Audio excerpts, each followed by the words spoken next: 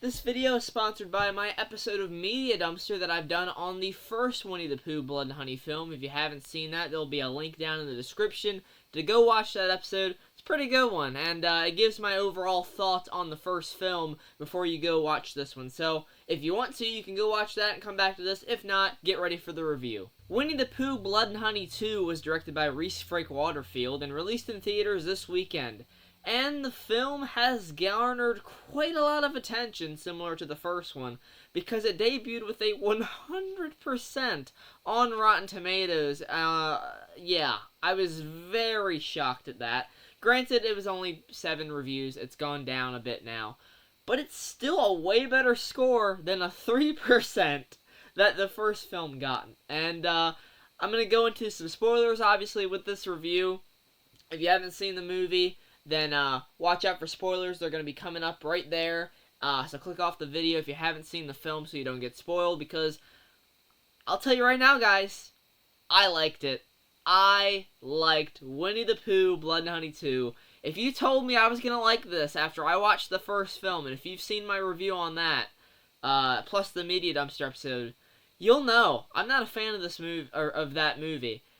But yeah, if you had told me I was going to like the sequel, I would have told you that someone had spiked your honey, because holy shit, this was actually competently made, okay? Now, with this film, we had a massive budget increase. I mean, substantial budget increase. It's on par with the first Terrifier film, if you've ever seen that.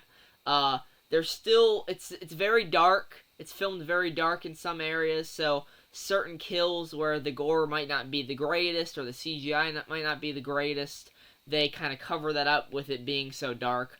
But hopefully that's an issue we fix in the future once this does get some more money, which I feel like after the reception of this movie, it's definitely going to be getting that money. So with that being said, let me give you a rundown of what's happening here. So Christopher Robin, after the events of the first film, there's a lot of speculation going around as to what part he played in the 100 Acre Woods Massacre. That's what they're calling the events of the first film. And basically Pooh, Tigger, Owl, and Piglet are out there now, just coming out of the woods whenever they feel like it to kill some people.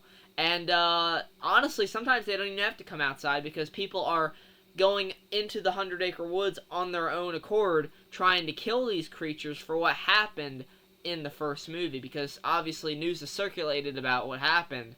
So now townsfolk are heading into the woods saying, oh, we're going to get these creatures today, we're going to hunt them down, get our revenge, you know, seek some justice. Obviously that doesn't go very well for them because Winnie the Pooh and his friends are fucking brutal. I don't want to give too much away about the kills, but there's some damn good ones in here, especially with the bear trap. Tigger is out here with his claws, and it kind of turned him into like a Freddy Krueger type character where he's constantly saying bitch, which is pretty funny.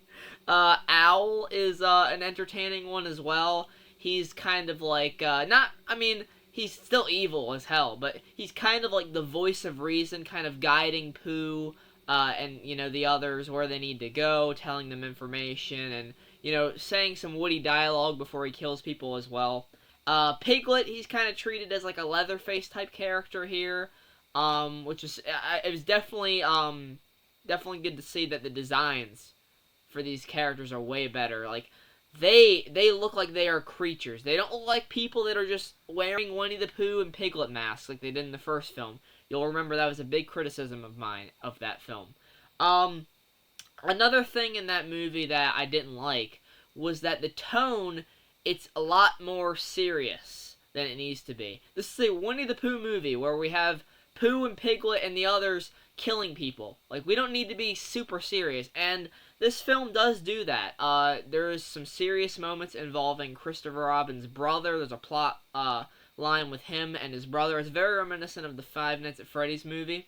I wasn't really engaged in that, okay? But the stuff I was engaged in is that they do finally give us some reasons as to how this is all possible, why these creatures exist, what happened to them, and that's all spoilery stuff, so I'll get to it in that section. But, damn, I was really honestly impressed that they managed to do something that was competent. Like the story they're telling while it's not the most engaging in the Christopher Robin bits, even though I did give a shit about Christopher Robin in this movie because the events of the first movie is causing his life to be a living hell, I will say that the stuff that they come up for Pooh and the others was actually pretty creative, and I liked that. I just wish the execution was a bit better and then it fit into the film more, because you can't really have these big sensitive moments where Christopher Robin's finding out some shocking truth about, you know, something from his past, but then, like, we're getting all these scenes of Tigger calling people bitches and slicing them up with his claws, and Pooh just hacking people up to death and slamming them into bear traps. Like, that doesn't really fit in the same movie. So there's a very big tonal change there from time to time. But overall, guys, I really did enjoy it. I think we're on our way to great films. Okay, this is not great. It's good enough. I enjoyed it enough, okay? I would watch this over the first one, obviously. This is way more revisitable than the first one, rewatchable. And rather than my experience with the first film where I was like, when is this going to end? In this movie, I was engaged, and I was saying, how is this going to end? So, that should speak for itself how much of an improvement this was over the first one. And I'm going to give Winnie the Pooh Blood and Honey 2 a 6 out of 10. It's not perfect. There's definitely some issues in there that need fixing. Some of the CGI, like Tigger's tail, is a little bit rough, needs some more work, but like I said, they get the money rolling for this after this project. I feel like we can only go up from here. But yeah, with that said, let's get into spoilers. So, entering the spoilers, a big part of this movie is when Christopher Robin finds out what happened to his brother, because his brother went missing years ago, and we find out that this guy kidnapped him and brought him to a scientist who was paying him to bring kids to him in exchange for, you know, experimenting on them. The scientist was experimenting using animal DNA with these kids, doing just horrific stuff to them. And long story short, things didn't go end too well for these kids, obviously. And when it was all said and done, they were brought back as these awful animal creatures. So we find out that Billy, Christopher's brother, is actually Pooh. And obviously the other kids are Owl, Piglet, Tigger. But yeah, the big thing about this is that, yeah, Christopher Robin's brother is Pooh. So he is living on through Pooh. Even though Christopher Robin tries to speak to that part of him later on in the movie, and Pooh is like, he just shuts that shit down. But so we get a lot of backstory with that about how, you know, how Christopher Robin saw Pooh as his friend, but really he was this monster the whole time that was doing horrific shit. But I just wasn't really engaged in how serious it was, because we're in a movie where Pooh and Piglet and Tigger and Owl are walking around just hacking people to bits. And there's a really awesome bunch of kills in this movie where Pooh and Tigger and Owl, they enter this nightclub where a bunch of teens are dancing. There's a lot of chicks dancing, you know, moving around, you know, being classic teenage horror movie victims, you know, young and dumb. And Pooh gets right away to killing these people. I mean, he's hacking them up. He is sticking rods through them. He is ripping their heads off.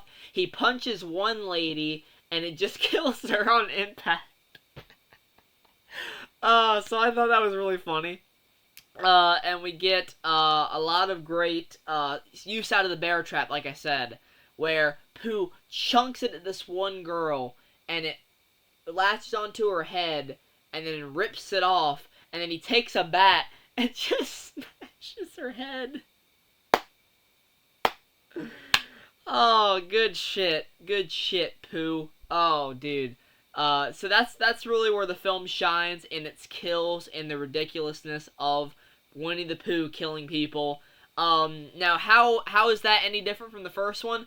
I'll tell you this. The first one was a cheap cash grab, okay? They were... I'm sorry. I know the filmmakers undergo a lot of hate for that first movie. I'm sorry about that. Please don't go attack them. I really don't want any negativity spread just because I don't like the movie.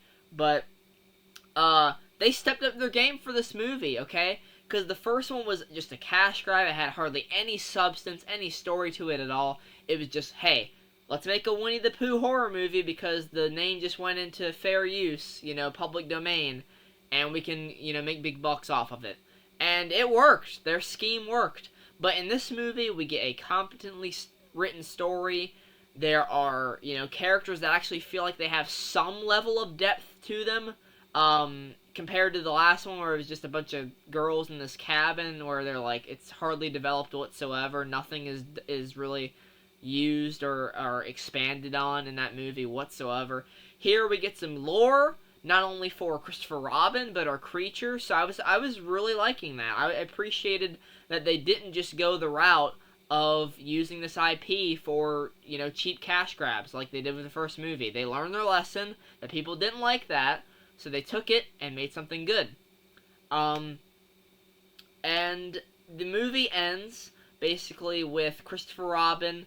He confronts Pooh for the final time, and he's trying to talk to him, and obviously Pooh shuts that whole shit down. He's like, I'm not Billy anymore.